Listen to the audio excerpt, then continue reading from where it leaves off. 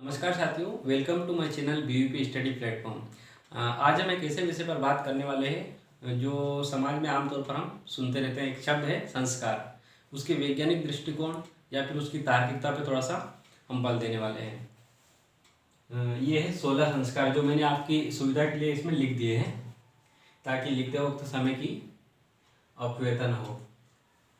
तो इसको जानने से पहले हम एक बार थोड़ा सा देख लेते हैं। पहला संस्कार है गर्भाधान संस्कार। गर्भाधान संस्कार जो माता पिता के निषेचन के दौरान होता है, यानी कि ये सबसे पहला संस्कार है जो कि माता पिता के निषेचन की प्रक्रिया के दौरान होता है। इसको 0 आयु काल में मान सकते हैं हम। फिर आता है पुंसवन संस्कार, दूसरा है पुंसवन संस्कार। ये 3 माह जब बच्चा गर्भ में होता है उस समय होता है। तो इस संस्कार के बाद में जो माता है उसको विशेष तरह से ध्यान रखने की जरूरत पड़ जाती है। खान पान की पद्धति और रहन सहन के ढंग में बदलाव करना यहाँ से शुरू कर लेती है माँ। और यहीं से, जैसे कि वैज्ञानिक दृष्टिकोण की बात करें तो यहीं से सोनोग्राफी वगैरह ये सारी चीज़ें शुरू हो जाती है। दूसरी चीज़ है जो तीसरा संस्कार है, इसका नाम है सीमांतोन्नयन संस्कार। सीमांत प्लस उन्नयन यानी कि सीमा का उन्नयन, सीमांतोन्नयन यानी कि 6 से 18 माह के जो गर्भ में 6 से 8 माह 6 से जो 8 माह इस समय विशेष सुरक्षा की जरूरत होती है। और ये क्यों महत्वपूर्ण है? क्योंकि इसी टाइम पे 8 माह के बाद में प्री मेच्योर बेबी की जो समस्या है आजकल बहुत देखने को मिल रही है। तो ये इस समय क्या होता है, गर्भपात की संभावना अधिक रहती है। तो इस समय विशेष ध्यान रखने की जरूरत होती है मम्मियों को या फिर माओ को। अब आता है जातकर्म संस्कार।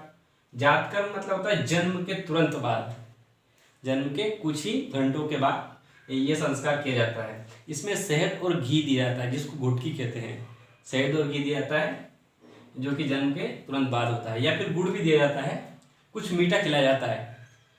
फिर अब आता है 5वां संस्कार, जिसको बोलते हैं नामकरण संस्कार। नामकरण संस्कार का इसका व्यक्ति वो है, नामकरण संस्कार जो है इसका क्या प्रभाव होता है, जैसे व्यक्ति का नाम रहेगा तो उस समय व्यक्तित्व निर्माण के लिए नामकरण संस्कार किया जाता है। क्योंकि जैसे कोई व्यक्ति रहता है उसका जीवन भर उसके नाम का कोशिश करता है कि अपने नाम के अनुरूप कार्य करे, लेकिन ये अनिवार्यता सच नहीं है। कई बार नाम के विपरीत व्यक्ति अपने कार्य करता है। अब आता है निष्क्रमण संस्कार, जो कि 6ठा संस्कार है। निष्क्रमण संस्कार का मतलब है ये जो बच्चा 4 माह का हो जाता है तो उस समय जो सूर्य चंद्र की रोशनी में और इस तरह से उसको बाहरी दुनिया से अवगत कराया जाता है, यानी कि उसको बाहर खेलने के लिए धूप में इस तरह से थोड़ा विशेष परिवेश से उसका परिचय करवाया जाता है। तो ये हो गया हमारा निष्क्रमण। निष्क्रमण मतलब बाहर निकालना। फिर आता है अन्नप्राशन। इसका वैज्ञानिक कारण है कि जैसे धूप है, धूप में विटामिन डी मिल जाता है, तो इस तरह से ये भी एक वैज्ञानिकता रखता है।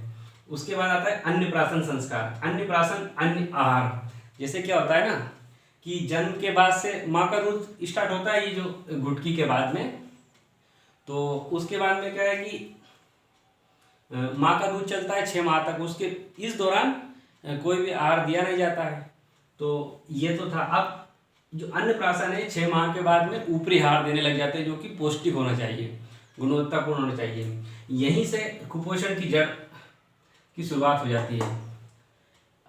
जो अन्नप्राशन संस्कार है इसी में, या फिर अगर मान लो यहीं से बच्चे को अगर शुद्ध और सात्विक आहार नहीं मिलता है तो वो कुपोषण की ओर बढ़ जाता है। और अगर अच्छे से आहार मिला, उसको पौष्टिक आहार मिला, यही कारण है कि आंगनबाड़ी जो केंद्र है उनमें इस तरह की चीज़ें उपलब्ध करवाई जाती है, पौष्टिक आहार उपलब्ध करवाई जाती है। ये गवर्नमेंट का प्रयास है, लेकिन कितना सफल हो पाता है ये तो हम और आप जानते ही हैं।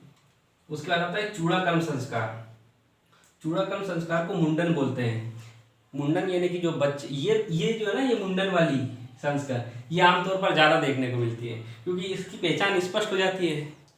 और ये कब की जाती है? आमतौर पर पहले वर्ष या तीसरे वर्ष या 5वें वर्ष में इसका चयन किया जाता है। फिर आता है विद्यारंभ संस्कार, यानी कि स्कूल एडमिशन या फिर गुरुकुल में प्रवेश।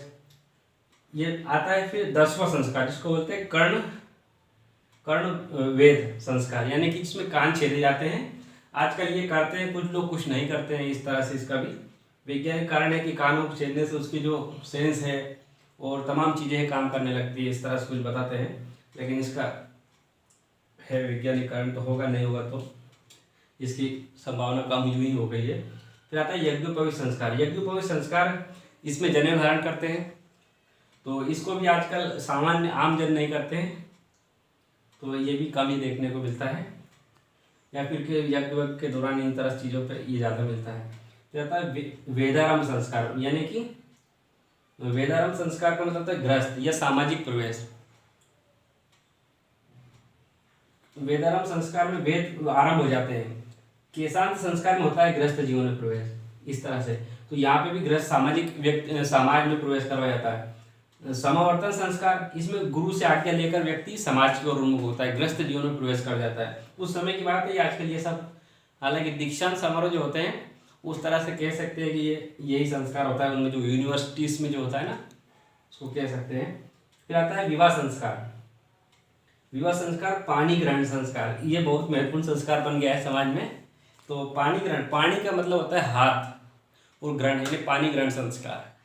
पानी का अर्थ होता है हाथ, जैसे आपने सुना हो चक्र पाणी, यानी कि जो विष्णु के को पर्यायवाची कहा जाता है कि चक्र पाणी, यानी कि पानी हाथ में चक्र रखने वाले। फिर आता है विवाह संस्कार हो गया। अब अंतिम संस्कार या अंत्येष्टि संस्कार। अंत्येष्टि संस्कार जो है ये अंतिम संस्कार है।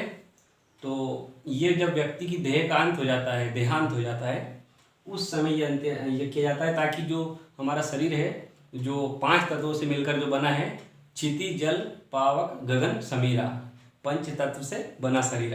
तो ये जो 5 तत्वों से मिलकर जो शरीर बना है वो वापस मिट्टी में ही मिल जाता है, और मिट्टी से ही बना है, यानी कि मिट्टी से उबरना और मिट्टी में मिलने की प्रक्रिया का ये पूरा विवरण जो है मैंने आपको बताया। इसी को बोलते हैं 16 संस्कार की पूरी प्रक्रिया। इसमें कईयों के वैज्ञानिक कारण हैं, लगभग जो ज़्यादातर जो है, अगर आप किसी धार्मिक प्रवृत्ति से प्रभावित व्यक्ति से अगर आप देखेंगे तो हर उसका वैज्ञानिक कारण बता देगा आपको और सिद्ध भी कर देगा। होता है, लेकिन कुछ के नहीं होगा तो हम दावा तो नहीं कर सकते।